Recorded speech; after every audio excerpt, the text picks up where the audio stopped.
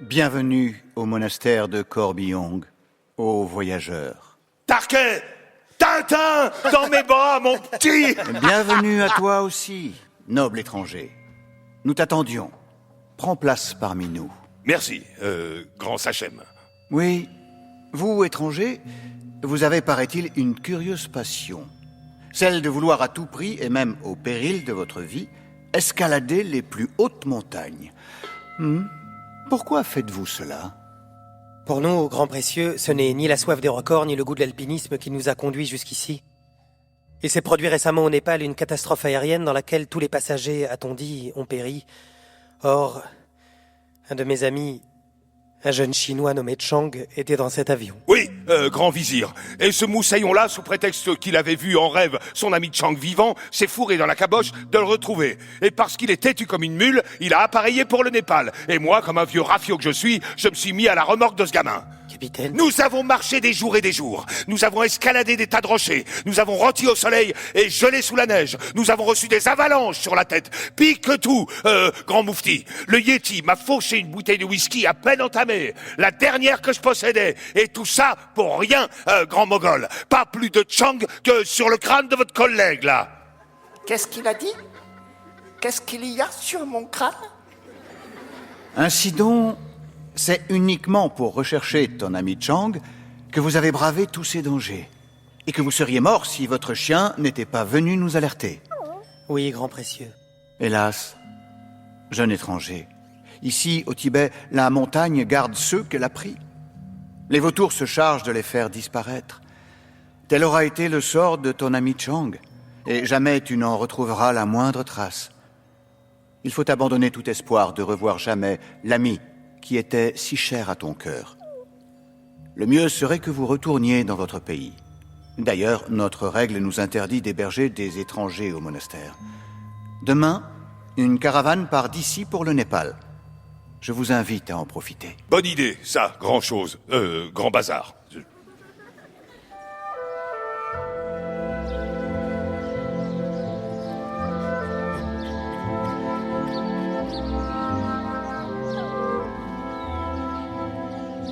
Et voilà. Nous repartons, fiston. Sans Chang, hélas. Sans Chang, oui. Mais que voulez-vous? La partie était perdue d'avance, Tintin. Je vous l'ai toujours dit. Hé! Cœur pur! Tiens, le moine qui se tenait auprès du grand Manitou. Tu as oublié ceci. Mon Dieu, l'écharpe de Chang. C'est vraiment gentil à vous de... Capitaine, regardez. Le moine entre en lévitation. Je vois le museau du yak. Je vois le jeune garçon à qui appartient cette écharpe. Il est étendu sur une couche de branches de genévrier nain. Ah, pas possible, pour moi, il a un truc. Chang, c'est Chang qu'il voit. Hélas, les démons sont venus l'habiter. Il a la fièvre. Mais qui donc s'approche de lui? Je distingue mal. Ah!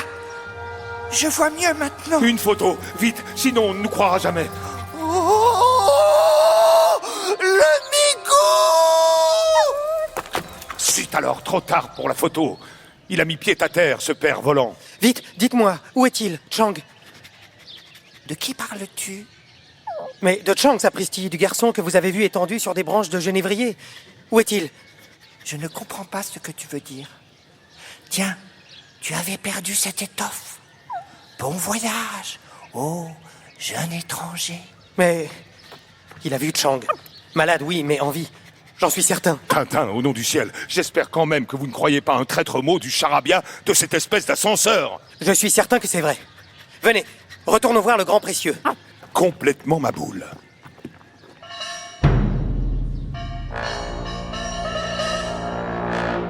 Le museau du yak? Il y a une montagne qu'on nomme ainsi à 3 jours de marche, près du village de Charabang.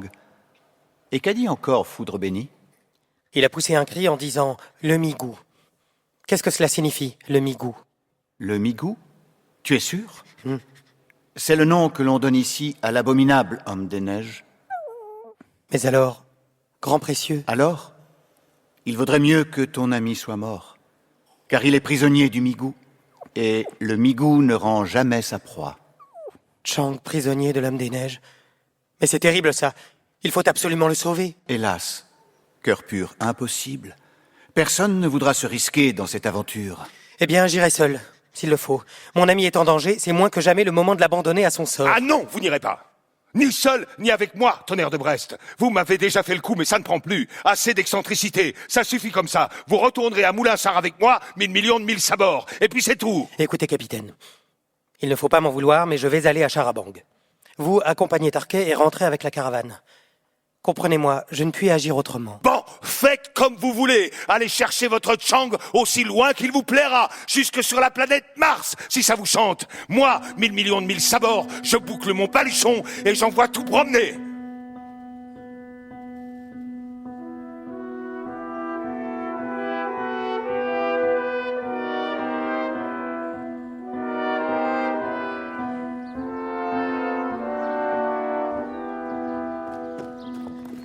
Tintin, attendez. Prenez tout de même cet appareil photographique. On ne sait jamais. Si vous voyez ce fameux Yeti ou ce Migou, comme on dit ici, il serait dommage de ne pas immortaliser l'événement, non? Trop gentil à vous. Merci, capitaine. Et puis, après tout, je me demande si je ne vous donnerais pas un petit pas de conduite. Oh, ce serait magnifique.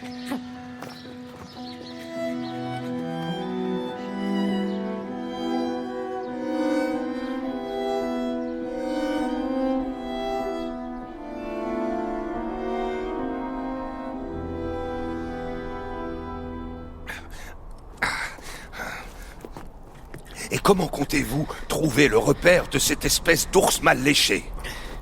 C'est bien simple. La montagne que nous cherchons doit ressembler au museau d'un yak. Facile à dire. Là! Qu'est-ce que je vous disais? Regardez. Pas d'erreur. La voilà, cette montagne.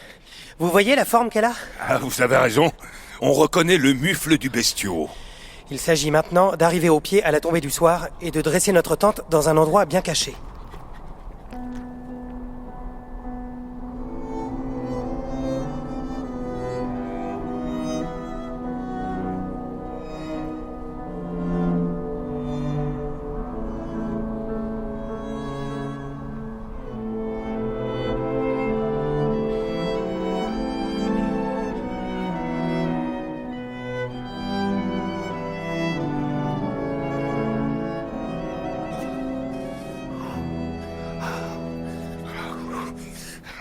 Alors, vous voyez quelque chose?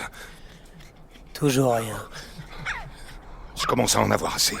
3 jours que nous sommes ici à attendre que votre Migou de malheur veuille bien montrer le bout de son nez. L'œil, capitaine. Souvenez-vous, le moine Foudre Béni a dit l'œil de la tête de yak. C'est cet œil qu'il faut tenir à l'œil. De la patience, capitaine. De la patience. De la patience. Nous pouvons attendre comme ça pendant 107 ans. Si encore on avait le droit de fumer une bonne pipe. Mais non. Il a l'odorat très sensible, paraît-il, ce petit délicat. Moi, je vous affirme que... Le Yeti! Je le vois! Il vient de surgir derrière un pan de rocher. Là-bas! Il s'en va. Il a disparu. Profitons-en, c'est le moment. Il n'y a pas une seconde à perdre. Qu'allons-nous faire? Moi, je vais aller droit à son repère et délivrer Chang. Vous, restez ici et faites le guet. Si jamais vous le voyez revenir, sifflez. Bon, d'accord. Mais n'oubliez pas l'appareil photo. Tenez, pensez, si vous trouvez le moyen de le photographier, voilà un cliché qui va faire du bruit. J'essaierai. Oh. Oh. Oh. Oh là là là là là là. Au fond, je n'aurais pas dû le laisser partir seul. Pourvu que rien n'arrive. Mais, pas possible. Le voilà déjà qui revient. Vite, sifflons. Nous...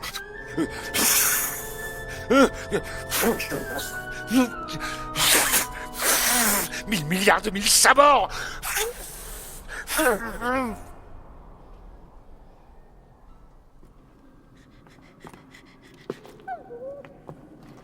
Nous voici donc dans l'œil du yak. Chang! Chang! qui est là? Qui parle? Mon pauvre petit Chang.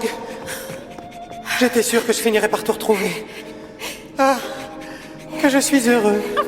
Tata, si tu savais comme j'ai pensé à toi.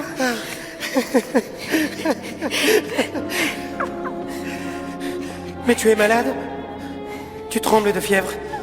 Viens vite. Tu vas enfiler mon anorak. Et nous allons partir. Non, Tata, impossible. Je n'ai même plus la force de bouger.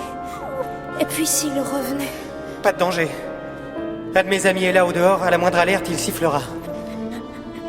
Allô? Viens.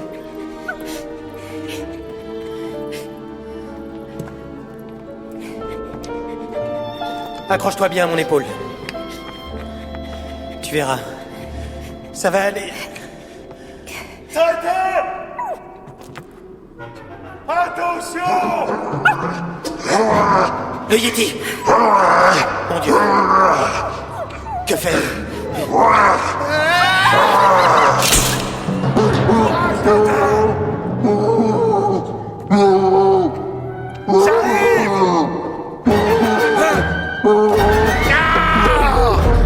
Capitaine! Vous êtes blessé? Oh, qu'est-il arrivé? Une bombe atomique? Nous sommes tous morts! Non, Oh, c'était le Yeti. Il a été aveuglé par le flash de l'appareil. Mais il peut revenir. Venez vite. Chang est là. Il faut immédiatement l'emmener.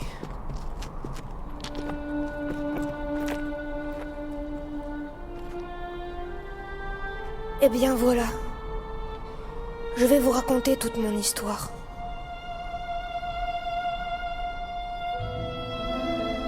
J'avais donc pris à Patna l'avion pour Katmandou. Il faisait un temps magnifique et tout le monde à bord était de bonne humeur. Mais peu avant l'arrivée, nous avons été plongés dans une violente tempête. L'appareil était secoué dans tous les sens. Et malgré les paroles rassurantes de l'équipage, nous nous attendions au pire. Et en effet, tout à coup, il y a eu un choc terrible. J'ai perdu connaissance. Quand je revins à moi, j'étais étendue dans la neige. Mes jambes me faisaient horriblement souffrir. Autour de moi, des débris de toutes sortes jonchaient le sol. Et sauf le vent, plus un bruit, pas une plainte, rien. J'étais le seul survivant de cette épouvantable catastrophe. Affolée, terrifiée, je me suis lancée droit devant moi. Je ne sentais plus la souffrance, je n'avais qu'une idée, fuir. Enfin, à bout de force, j'ai trouvé un creux de rocher. Et là, je me suis de nouveau évanouie. Combien de temps suis-je restée sans connaissance? Je n'en sais rien. Mais lorsque j'ai repris conscience, j'ai cru mourir de frayeur. Dans la pénombre d'une grotte, une tête énorme était penchée sur moi, et deux yeux brillants me regardaient fixement.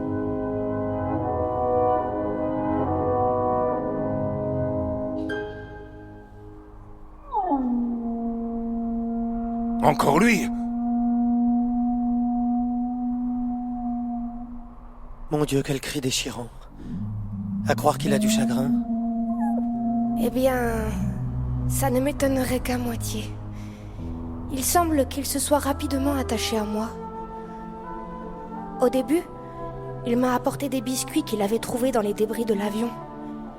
Puis j'ai vécu d'herbes et de racines qu'il ramenait de ses courses nocturnes. Parfois, son butin consistait en petits animaux que, malgré ma répulsion, je me forçais à manger. Petit à petit, j'ai repris des forces. J'ai pu me lever. Et l'idée m'est venue de graver mon nom sur un rocher. Oui, nous avons découvert cette grotte, Chang, et avons vu la pierre portant ton nom. Et plus tard, nous avons trouvé ton écharpe. Ah oui, mon écharpe. Voici comment c'est arrivé. Un matin, le Yeti est rentré en coup de vent. Il paraissait affolé. Il m'a pris dans ses bras et m'a emporté en courant. Alors, commença l'escalade vertigineuse d'une paroi presque à pic. J'étais terrifiée. Mais lui, avec une adresse incroyable, ne s'aidant que de sa seule main libre, bondissait de rocher en rocher comme un chamois. Et c'est seulement lors d'une halte que j'ai compris ce qui se passait. Au loin, une file d'hommes se dirigeait vers la carcasse de l'avion. C'étaient les secours. Et le Yéti m'entraînait loin d'eux. J'ai crié, j'ai hurlé pour attirer leur attention. Mais ma voix était trop faible. Alors, j'ai dénoué mon écharpe et l'ai lancée dans le vide, avec l'espoir qu'on la verrait et qu'ainsi on retrouverait ma trace. Et c'est ce qui est arrivé, Chang. Mais ensuite? Le Yéti m'emportait toujours. Une nouvelle tempête s'était levée. J'étais glacée. Combien de temps a duré cette course folle, je l'ignore, car j'étais à demi inconscient. Tout ce que je sais, c'est que j'ai finalement échoué dans la grotte où vous m'avez découvert, grelottant de fièvre et de faiblesse. J'étais désespérée. Plus personne désormais ne me retrouverait. J'allais mourir là, tout seul, misérablement, loin de mes parents, de mes amis. Assez, mille sabords.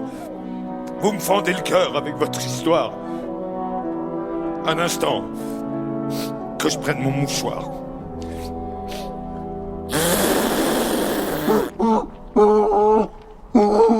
C'est lui, le Yéti. Il nous a suivis. Te voilà, espèce de bulldozer en réaction. Viens donc si tu oses, grand escogriffe, et je te transforme en descente de lit. Pauvre homme des neiges, comme il a eu peur. Méga cycle, pyromane. Pauvre homme des neiges, as-tu dit?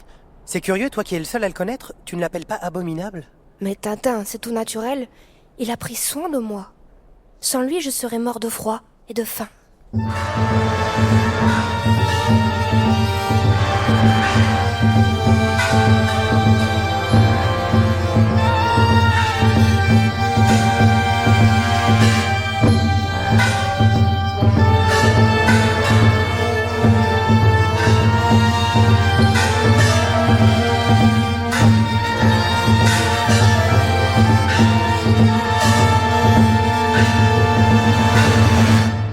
Salut à toi, ô cœur pur.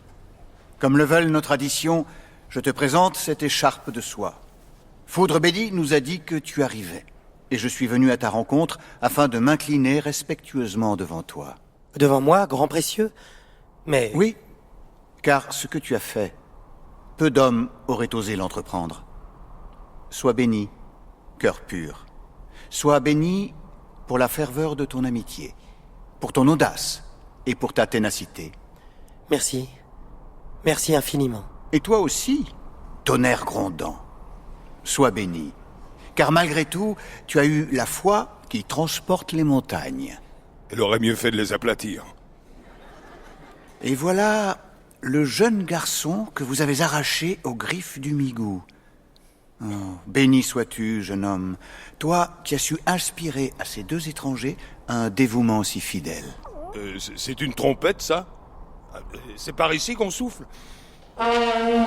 Oh, pardon. Pardon.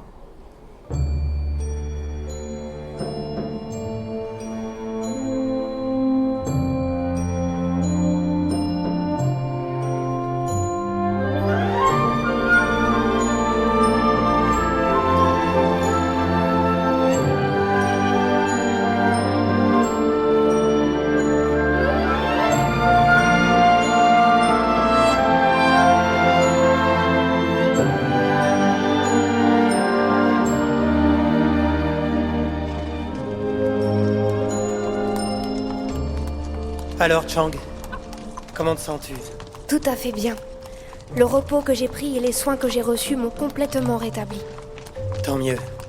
Maintenant, grâce aux bons moines qui ont formé pour nous cette caravane, nous aurons bientôt regagné le Népal, et de là, l'Europe. Encore cette espèce de zouave? L'adieu du Yéti, Chang. Le voilà rendu à sa solitude, jusqu'au jour où les hommes qui sont à sa recherche auront réussi à le capturer. Eh bien, moi, je souhaite qu'on ne le trouve jamais, car on le traiterait comme une bête sauvage. Et pourtant, je t'assure, Tintin, il a agi avec moi d'une telle façon que je me suis parfois demandé si ce n'était pas un être humain. Un être humain? Qui sait?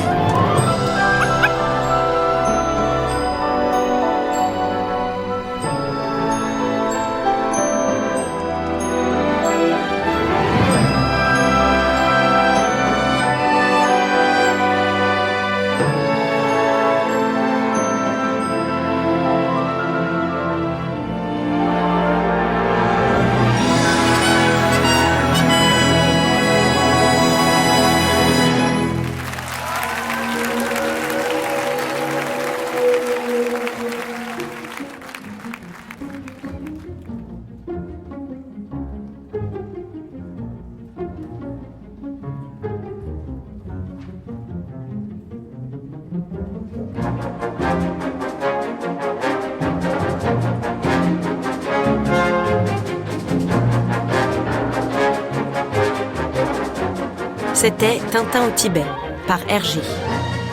Adapté par Catel Guillou. Concert fiction enregistré en public au studio 104 de la Maison de la Radio et de la Musique.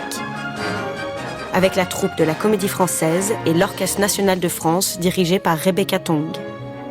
Musique originale, Olivier Daviau. Orchestration, Olivier Daviau et Didier Benetti. Une coproduction France Culture, Tintin Imaginatio et la Comédie Française.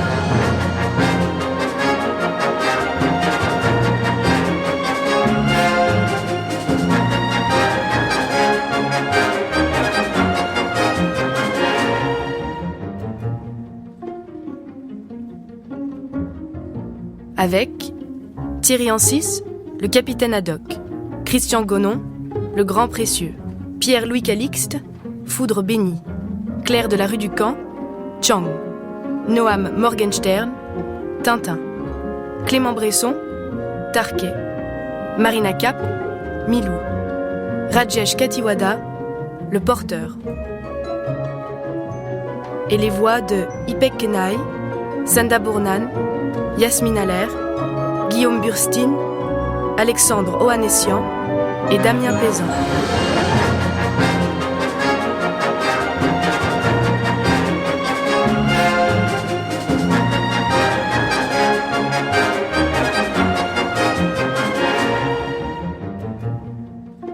Bruitage, Sophie Bissant et Élodie Fiat. Musicien metteur en ondes, Alice Legros et Étienne Pipard. Équipe technique, Mathieu Tourin, Antoine Espel, Nadège Antonini, Nicolas Depagraf, Philippe Thibault, Maxime Bayol, Jean-Michel Pitois et Jean-Louis Deloncle. Conseillère littéraire, Emmanuelle Chevrière. Équipe de réalisation, Bruno Mourlan, Mathieu Leroux, Jules Benveniste et Benjamin Habitant.